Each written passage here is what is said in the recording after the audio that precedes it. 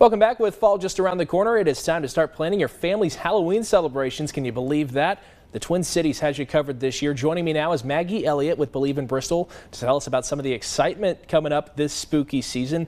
We've got a loaded schedule of events for late October. We really do. I know it's kind of wild to be getting into spooky season already, but there's a little crisp in the air, and so we're rolling with it. But yeah, October 26th is going to be our big celebration of Halloween in downtown Bristol, and we're really looking forward to it. Yeah, and that's the Saturday before Halloween. I believe Halloween's on a Thursday this year, so that's kind of a bummer. But we've got a full day of activities to keep your family occupied. Yes, everything kicks off as usual. It's the last day of the farmers market at the Country Music Mural. So there'll be Pumpkin Palooza starting at 9 o'clock. So there'll be lots of pumpkins to give away. I think they always do like over 500 pumpkins to give away and decorating kits, etc.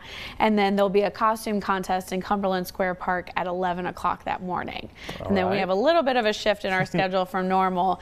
We typically do the trick-or-treating in the early afternoon, but we're actually going to shift it this year, and it's going to be from 5 to 7. The streets will be closed, and it'll be right before the second annual Halloween parade. And that'll be right when it's getting dark by that time of year too. It'll just feel right. Absolutely. Yeah, definitely. And then the kids and the adults too, of course, are already dressed up and ready for the parade, and they don't have to pick and choose. We kind of saw a little bit of that last year, and we didn't want people to choose. We wanted people to come to all of the events. Now for the trick-or-treating, do you have to be from Bristol to attend? You do not. Absolutely not. This is actually one of the events that I think our downtown merchants get into the most.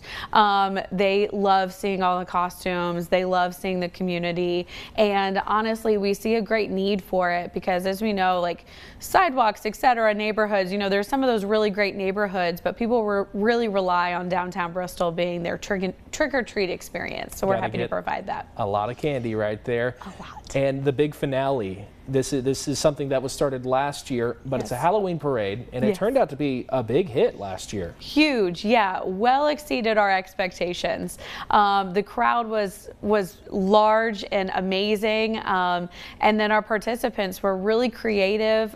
We have kind of it sectioned off to be like a fun and festive, and then get a little bit more spooky as the entries go on. But we didn't see any families leaving or any scared babes, and so we were really excited. Of course, that's always it's always what we're looking for.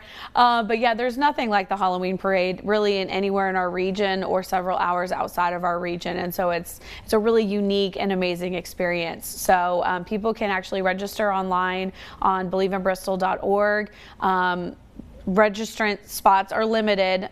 We don't want a 3-hour parade by any means.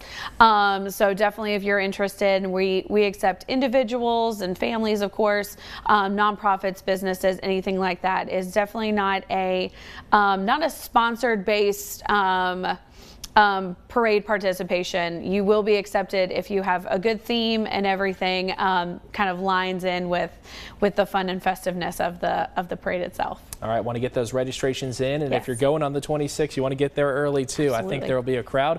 Well, thank you, Maggie. And that full day of activities. It's October 26th, 9 a.m. Pumpkin Palooza. Costume contest follows at 11 a.m. You got downtown trick-or-treating from 5 p.m. till 7, and then the second annual Halloween parade is scheduled for 7 p.m. right on State Street.